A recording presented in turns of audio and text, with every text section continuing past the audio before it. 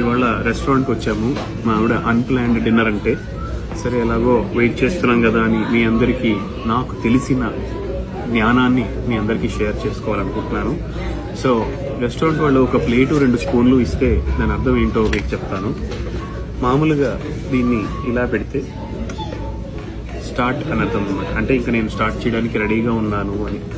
దీన్ని ఎటికేట్ అంటారు, dining etiquette అని. అవన్నీ మీకు చెప్పబోతున్నాను. సో ఇప్పుడు మీరు స్టార్ట్ నేర్చుకున్నారు కదా. సో నెక్స్ట్ ఇలా పెట్టి ఇలా పెడితే any cases ready for second plate. అంటే ఇంకా మేము ఫస్ట్ ప్లేట్కే వెయిట్ చేస్తున్నాం. సో ఇప్పుడు ఈ సింబల్ కరెక్ట్ కాదు. So back to my start position. ఆ తర్వాత ఒకవేళ వాళ్ళు తొందరగా ఇస్తే, మాకు నచ్చితే, మా కడుపు నిండితే అప్పుడు ఇలా పెడితే దాన్ని ఎక్సలెంట్ అంటారు. ఇంకా వాళ్ళు ఇవ్వలేదు కాబట్టి ఎక్సలెంట్ క్యాన్సిల్. తర్వాత బాగా తిని అలసిపోయి కొంచెం బ్రేక్ ఇద్దాం అనుకుంటే అప్పుడు ఇలా పెడితే పాజ్. ఇది కడుపులో ఆకలిని పాజ్ చేస్తుందా అంటే అవ్వదు, ఓన్లీ ప్లేట్ వరకే. సో ఇంకా పాజ్ అవ్వట్లేదు కాబట్టి, ఫుడ్ రాలేదు కాబట్టి మళ్ళీ బ్యాక్ టు స్టార్ట్. అప్పుడు ఒకసారి ఇక్కడ పెట్టి అటు చూడాలి వాళ్ళు ఏమైనా తెస్తున్నారా అని. తేవట్లేదు, ఓకే. అది మనకు తేకపోతే మనకు నచ్చలేదు అనుకో, దాన్ని ఇలా క్రాస్గా పెట్టి ఇలా పెట్టాలి. అంటే ఐ డోంట్ లైక్ ఇట్ అంటే ఫుడ్ లైక్ ఫుడ్ నచ్చకపోతే ఇలా పెట్టాలి. మనం ఇంకా తిని టేస్ట్ చూడలేదు కదా, అందుకని ఇలా పెట్టాలి. Back to start.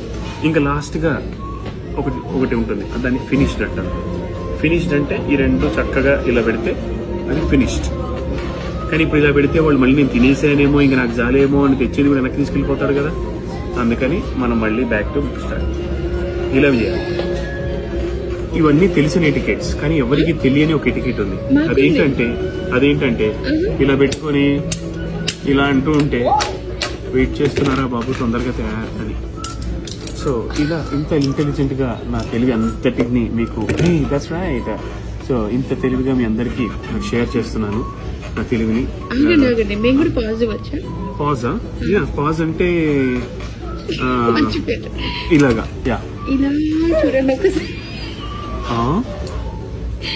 ఎదురుగా ఇది పెట్టుకొని మనల్ని దారుణంగా మోసం చేస్తారు బాబీ బంగారు. అందుకే మధ్య మధ్యలో కళ్ళు అటు ఇటు తిప్పుతున్నారు. నాకు తెలిసిన నాలెడ్జ్ అన్నానే కానీ మా వాడికి కూడా నేర్పించాను. ఏంటి